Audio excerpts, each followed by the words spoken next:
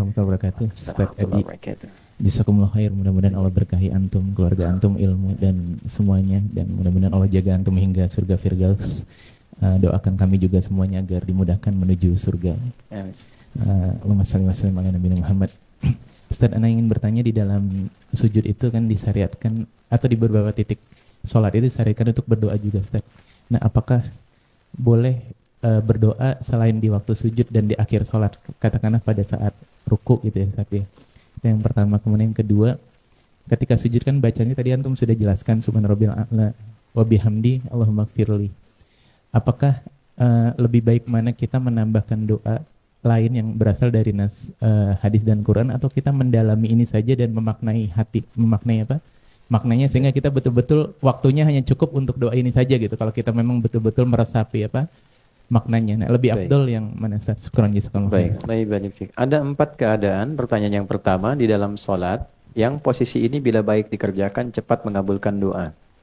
Yang pertama dalam berdiri. Spesifiknya adalah dalam bacaan Al-Fatihah pada kalimat iyyaka na'budu wa iyyaka nasta'in. Dalilnya adalah hadis qudsi tersambung kepada Nabi, jalur sahabat Abu Hurairah radhiyallahu taala anhu. Kalimatnya qala Rasulullah sallallahu alaihi wasallam qala Allah azza wa jalla qasamtu shalah baini wa baina 'abdi wa li 'abdi ma sa'al. Nabi SAW menyampaikan, Allah Subhanahu wa taala berfirman dalam hadis qudsi, aku bagi salat menjadi 2 bagian antara aku dengan hamba-Ku. Kalau hamba-Ku benar mengerjakan bagiannya, maka apapun yang dia minta aku akan kabulkan. Idza qala al-'abdu alhamdulillahi rabbil alamin, qala Allah azza wa jalla hamadani 'abdi. Kalau hamba memulai membaca alhamdulillah rabbil alamin, maka aku jawab. Ingat ya, kalimat Al-Fatihah itu dijawab oleh Allah. Bacaan Al-Fatihah dijawab. Karena itu perbaiki bacaannya. Belajar dengan betul dan rasakan bahwa kita diawasi. Itu ihsan namanya. Anta'budallaha ka'annaka tarah fa illam takun tarah fa innahu yarak. Jadi salat yang bagus itu salat yang merasa Allah melihat, diawasi. Ya, karena merasa diawasi, kita perbaiki bacaan kita supaya benar. Malu di hadapan Allah bacaan enggak bagus. Allah jawab, hambaku sedang memujiku. Wa idza qala al-'abdu alhamdulillahi rabbil alamin, qala Allah azza wa jalla athna 'alayya 'abdi. Ketika hamba sampai ke kalimat Ar-Rahmanir Rahim, Allah menjawab, hambaku sedang menyanjungku. Wa idza qala al-'abdu maliki yaumiddin, ketika hamba sampai pada kalimat maliki yaumiddin, Allah menjawab, majjadani 'abdi, hambaku sedang mengagungkanku. Wa idza qala al-'abdu, ini poinnya, iyyaka na'budu wa iyyaka nasta'in, ketika hamba sampai ke kalimat, ya Allah, kau perintahkan aku ibadah, sekarang aku salat hanya untukmu. Dan kau perintahkan aku memohon kepadamu, sekarang aku minta hanya padamu. Karena prinsip salat ketika diperintahkan itu senafas dengan permohonan solusi. Itu ada di Al-Baqarah ayat 45. Wasta'inu bis-sabri was shalah.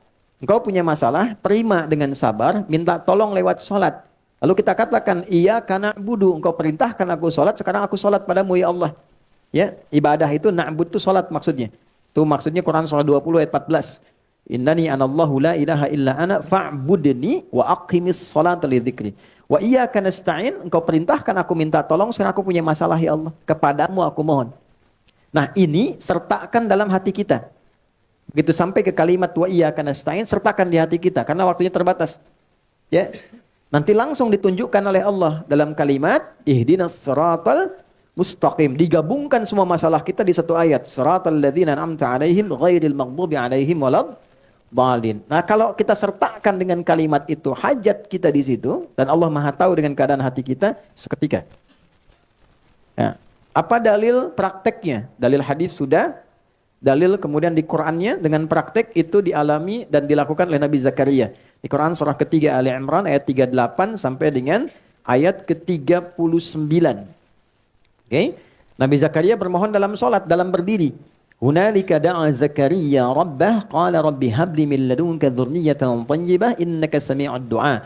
Di mihrabnya Maryam, Nabi Zakaria berdoa dalam salatnya. Beliau minta, ya Allah, manusia menghukumi aku tak mungkin punya keturunan. Maka aku mohon kepadamu dari yang tidak punya batas dalam pemberian.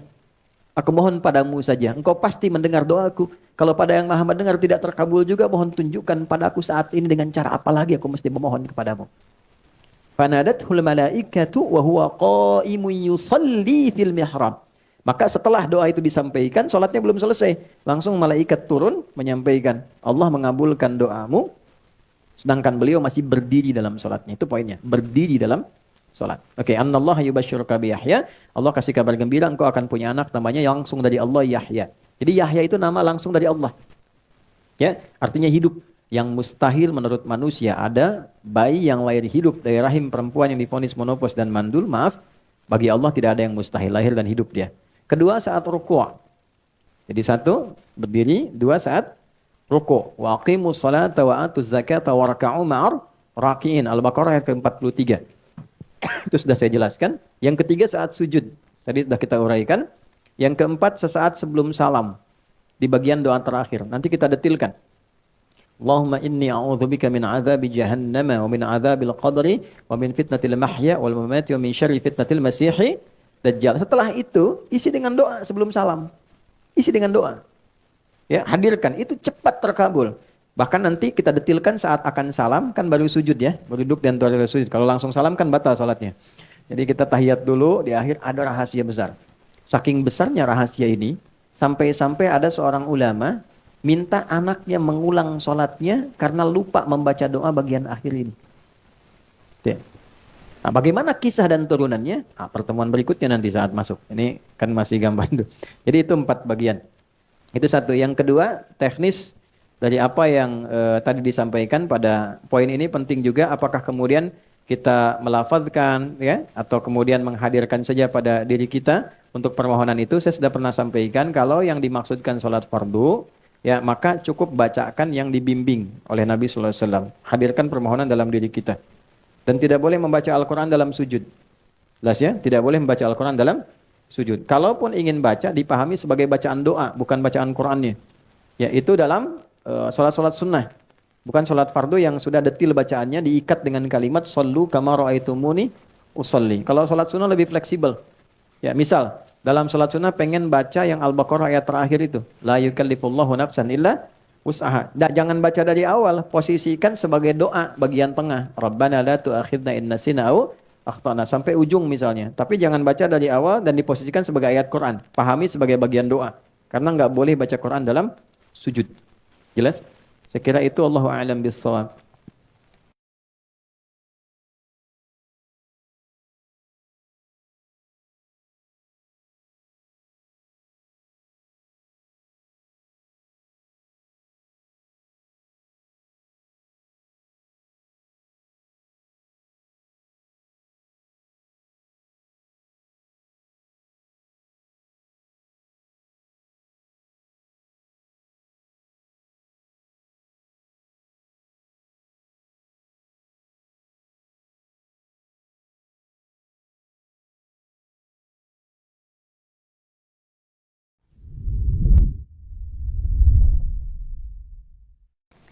Assalamualaikum warahmatullahi wabarakatuh. Ustadz tolong sedikit jelaskan tentang sholat jamak, jarak dan lain-lain. Baik, sedikit aja ya. Jamak artinya menggabungkan dua hal dikerjakan dalam satu waktu. Contoh, sebentar lagi kita akan sholat zuhur. Setelah zuhur ada waktu asar. Maka ada jamak, menggabungkan zuhur dengan asar. Jika saya gabungkan asar ke zuhur, dikerjakan di waktu zuhur, maka diawalkan. Dalam bahasa Arab, awal itu takdim, didahulukan. Maka jamak takdim. Jika saya ingin kerjakan zuhurnya di asar, karena pertimbangan tertentu, maka diakhirkan. Jamaknya disebut jamak takhir. Sampai sini dulu, jelas dipahami? Jelas. Yang dijamak itu, waktunya yang paling berdekatan. Jika sudah mendekat kepada yang satu, tidak bisa dijamak dengan yang lain. Contoh, zuhur dekatnya ke apa? Asar. Ya kan? Maka zuhur pasangan jamaknya asar. Karena asar sudah dengan zuhur, maka asar tidak boleh dengan maghrib. Jelas? Maka maghrib dekatnya kemana? Isya. Maka maghrib boleh dijamak dengan isya. Baik takdim ataupun takhir. Subuh bagaimana? Subuh itu menyendiri. Karena itu jauh ke isya, jauh ke zuhur. Ya, jadi nggak bisa dijamak. Saya pengen jamak subuh dah sekalian tahajud ntar gitu kan, nggak bisa. Ya, ada saya di pesantren pernah begitu, si fulan tahajud bangun, masya Allah si bilang kawan ini soleh luar biasa bangun gini. Jumat tuh, itu selesai kita pulang dari masjid di kawan perasaan tadi posisi tidurnya begini juga gitu bisa tahajud. Saya tanya, ya Mas fulan gitu kan, Antum udah bangun? Udah sholat subuh belum? Adi ini gimana? Udah saya jamu mata tahajud tadi katanya. Waduh, saya kelampau soleh kawan ini. Jadi, ini subuh nggak bisa dijama karena itu jaraknya jauh ke isya, jauh ke zuhur. Jelas sampai sini? Baik. Untuk kondisi menjama ini ada dua kondisi. Satu kondisi yang disebut masafah, jarak yang terjadi dalam perjalanan. Mau menempuh perjalanan, jaraknya cukup jauh. Jarak ini dulu jauh itu diukurnya dengan batasan farsakh. Ukuran batasan jarak, kurang lebih 3 farsakh. Kalau di kilometerkan kurang lebih 80 atau 82 kilometer lah untuk sekarang. Jadi setiap perjalanan yang melewati batas itu dengan jarak itu disebut safar namanya. Ya, kalau dari sini mau ke warung bukan safar, ya itu tahap. Kemana akhi? Safar dulu. Mana? Warung depan. Bukan safar. Safar itu minimal jaraknya berapa? 80 atau 82 kilo. Ini masafah. Yang kedua masyaqqah. Ya, masyaqqah bukan masako. Masyaqqah. Masyaqqah itu kondisi yang menyulitkan menunaikan sholat sekalipun tidak dalam perjalanan. Anda profesi dokter akan mengambil tindakan. Tindakan ini operasi dilakukan dari jam 1 sampai menjelang maghrib. Oke, sampai jam 6 misalnya. Baik, maka kita kan tidak safar. Tindakan dilakukan. Ini akan melewati asar. Maka kedepankan asar, tunaikan pada waktu zuhur. Jelas? Walaupun tidak ada safar. Ya, tidak boleh nanti misalnya saya pamit dulu nih waktu operasi. Begitu dibuka, jantung dibuka, Allahu Akbar. Bentar ya, adzan dulu, salat dulu, ntar balik lagi. Nah, itu nggak boleh. Ya, jadi itu yang disebut masyaqqah. Nah, ada yang kemudian menganalisis ulama, jarak itu pun harus dilihat masyaqqahnya juga. Karena dulu 80 kilo pakai unta. Kan? Atau jalan kaki. Unta kecepatan berapa? Standar rata-rata itu paling cepat dan 60-70. Ya, biasanya 30. Kalau santai banget 10-20. Itu kan? Nah, nyampainya kapan? Antum dari sini mau ke Bandung pakai unta. Itu kan? Nyampainya kapan? Itu kan? Tapi kalau Anda gunakan kendaraan kan bisa lebih cepat. Kadang-kadang tiba lebih cepat dari sebelum waktunya. Maka ada ulama yang melihat tetap masyaqqah itu didahulukan daripada masafah. Jadi kalaupun jaraknya ada, tapi masyaqqahnya tidak mendukung, ya tetap yang didahulukan adalah kadar kesulitannya. Tapi ada ulama yang tekstual, yang penting jarak, kalau sudah terpenuhi ya sudah, hadiah dari Allah. Gitu. Nah, ini tinggal silahkan aja dalilnya ada, mana pilih yang paling gampang, ya. Ada lagi kondisi yang tidak ada masafah, masyaqqah juga ringan, tapi kondisi cuaca. Misal Anda biasa ke masjid nih, ya. Jamaah maghrib sudah ke masjid, tiba-tiba mau isya hujan besar begitu, geledeknya di mana-mana, ya kan? Nah, itu boleh dijamak seketika juga. Jamak sama dengan isya. Lalu pulang, isya nggak ke masjid lagi. Itu sudah masuk, itu sah. Boleh dilakukan. Itu ada hadisnya juga yang tersambung. Dalam riwayat Madzhab Maliki itu dijelaskan dengan sangat detail. Kemudian, kalau zuhur berapa rakaat? 4. Asar berapa rakaat?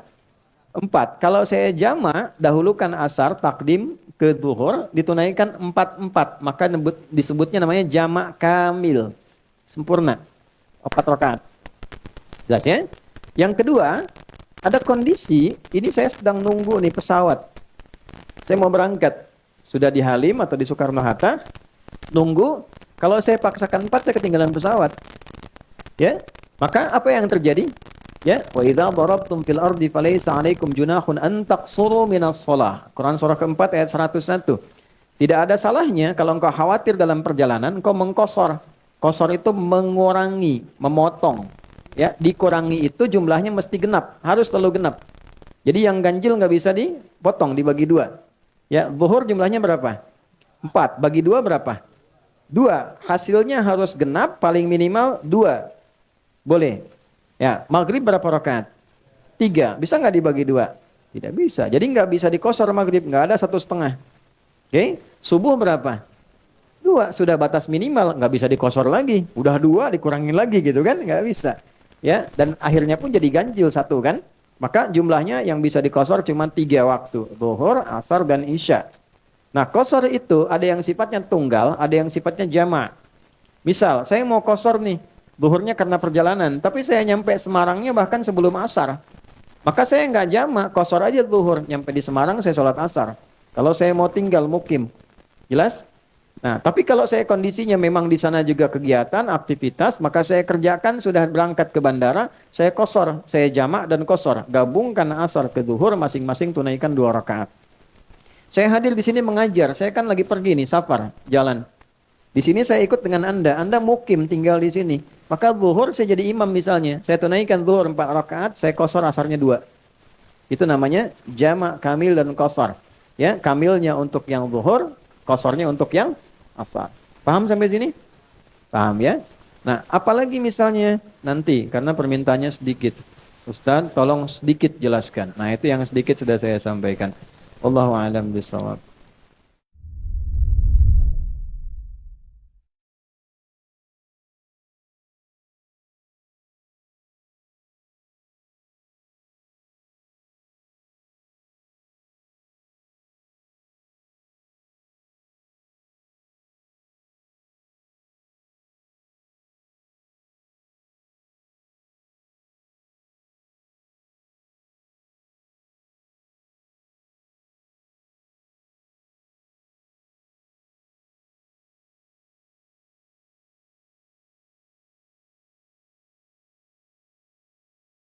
Masih ada waktu? Ya, masih banyak masalah. Oh, ini panjang sekali, Masya Allah. Assalamualaikum Ustaz, assalamualaikum warahmatullahi wabarakatuh. Semoga Allah selalu merahmati Ustaz, keluarga, dan tim Konten Rakyat. Semoga Anda juga demikian. Saya berhijrah 2 tahun lalu dengan niat agar Allah ampuni segala dosa dan Allah ridho kepada saya. Amin, Insya Allah. Baik, saya mencintai menuntut ilmu, berniat baik untuk ke tanah suci, melakukan umrah dan haji, ibadah umrah melainkan traveling ke negeri lain. Alhamdulillah, baik sudah untuk haji, sudah DP, pendapatan saya 1/5 dari bla bla bla. Kemudian pertanyaannya apa ini? Oh, apakah saya berdosa kepada ayah saya kalau saya gunakan hasil kerja saya untuk umrah dan haji sementara dia membutuhkan bantuan dana dari saya? Oh, intinya bekerja, kemudian sudah menabung, keluarga butuh support. Mana yang didahulukan? Dalam kondisi ini, Quran surah ketiga Ali Imran ayat 92. Paling kiri sebelah atas. Lan tanalul birra hatta tunfiqu mimma tuhibbun. Orang haji umrah pengen mabrur. Mabrur itu adalah sifat yang melekat dari kata albirrun. Albirru. Albirru itu adalah sifat yang merubah dari salah menjadi soleh.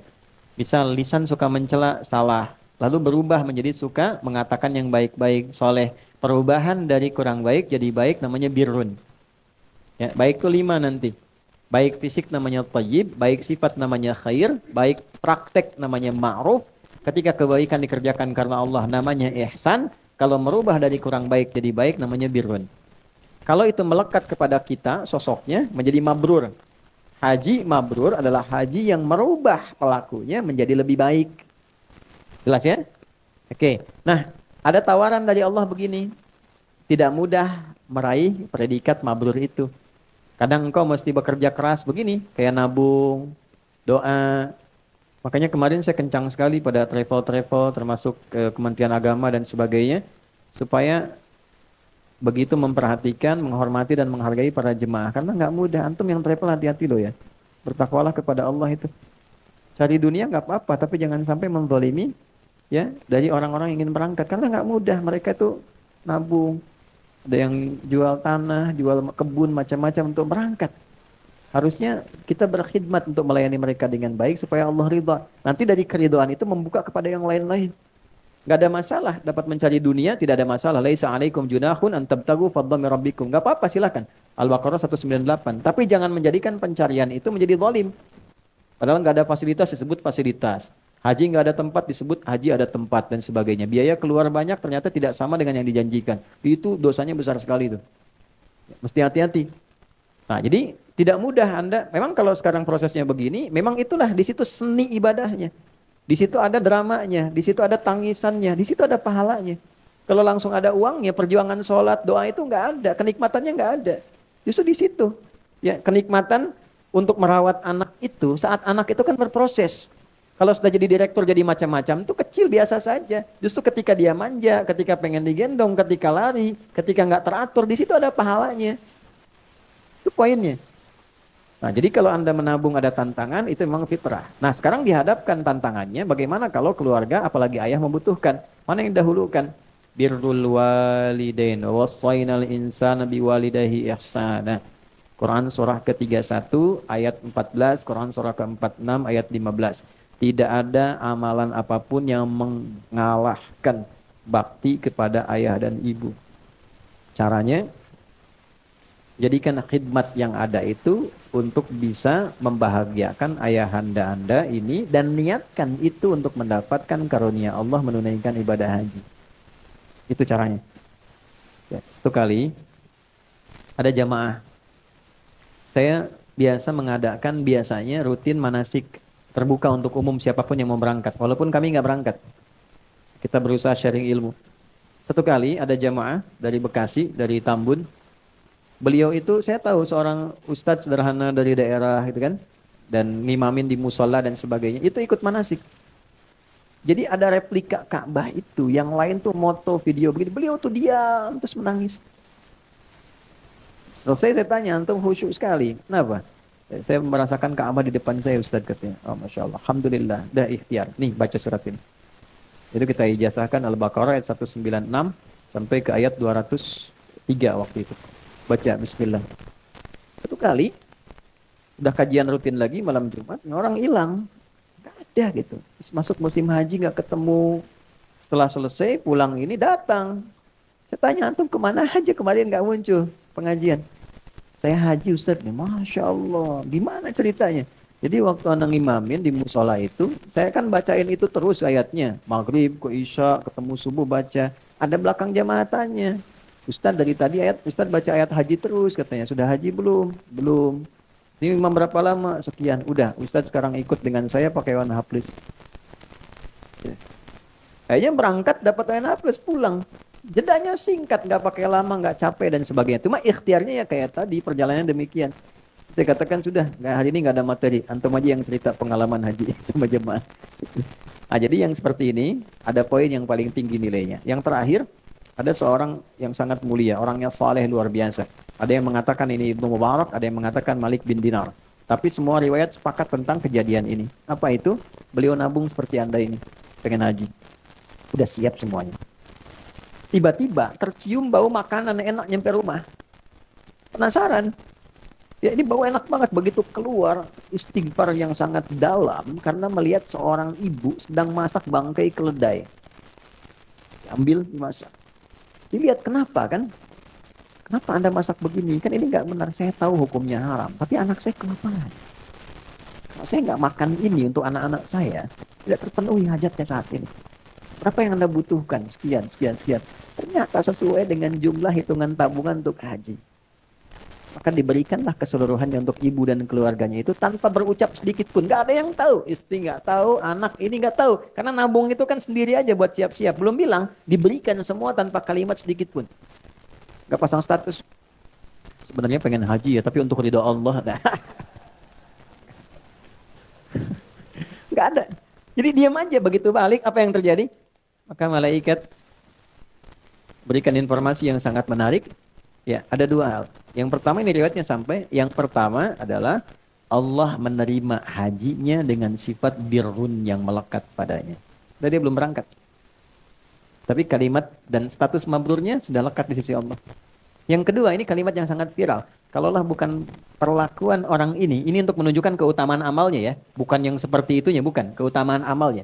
Kalaulah bukan sedekahnya si fulan dengan sifat tadi, belum tentu diterima orang-orang yang menunaikan ibadah haji di waktu itu. Itu luar biasa. Karena ada orang yang berhaji, labbaik, itu ada jawaban malaikat dua. Ya, di sisi Allah. Jadi ada yang Allah langsung jawab, labbaik, Allahumma labbaik, langsung Allah jawab. Labbaik wa sa'daik. Ya, aku penuhi apa yang kau sampaikan, aku jamin kebahagiaanmu. Ada yang kedua, labbaik, Allahumma labbaik, la labbaik, la sa'daik. Apa itu labbaik? Kata Allah, enggak ada labbaik buat kamu.